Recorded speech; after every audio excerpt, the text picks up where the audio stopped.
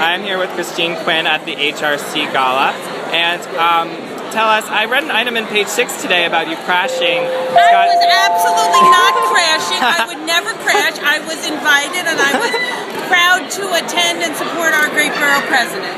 And that borough president is Scott Stringer. Scott Stringer. Yes.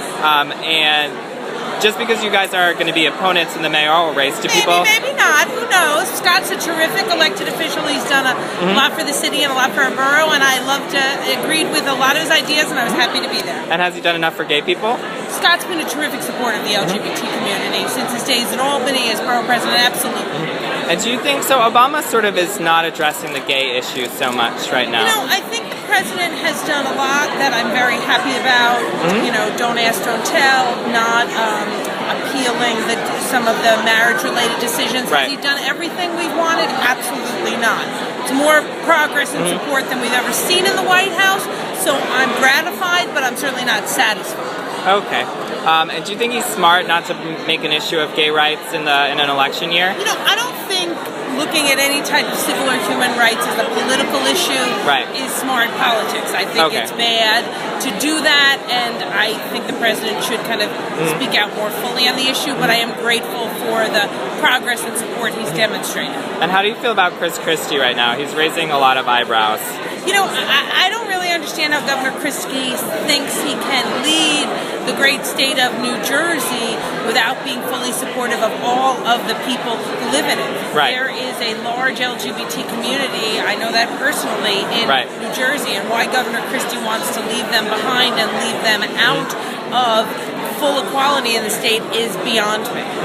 And why he wants to put his state at a competitive disadvantage to most of its neighbors is really just bad economics. And I know Johnny Weir was here, and he's married in New York, but he lives in New Jersey. And he said that there's no problems with that, so it seems like all the couples should just get married in New York City and come back to their little bucolic suburban. Look, I think people who want to get married and who should certainly come to New York.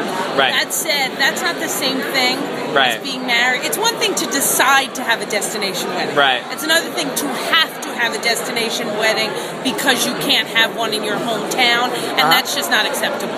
Speaker, did you specifically have a comment about the referendum? Were you answering a question about? He just asked me. He just said Governor Christie's. Do you think it's tenable? I think the governor. Do you think that's a tenable position? I think that the legislature in Connecticut should vote, and I think Governor Christie should sign the bill. And if he's not willing to sign the bill, then he should veto it. But he shouldn't play a political game, which is in essence what he's trying to do, which I think everybody has seen as too cute by half.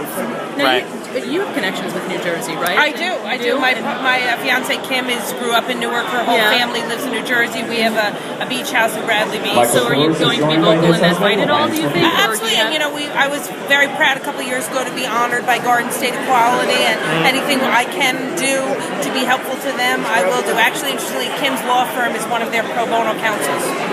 Okay. And what about bipartisan support? Do you see prospects for that in the Senate? In New Jersey? Yeah. I can't speak to, I can't, I don't know the players there well enough to say. Well, they don't have a veto-proof majority, so...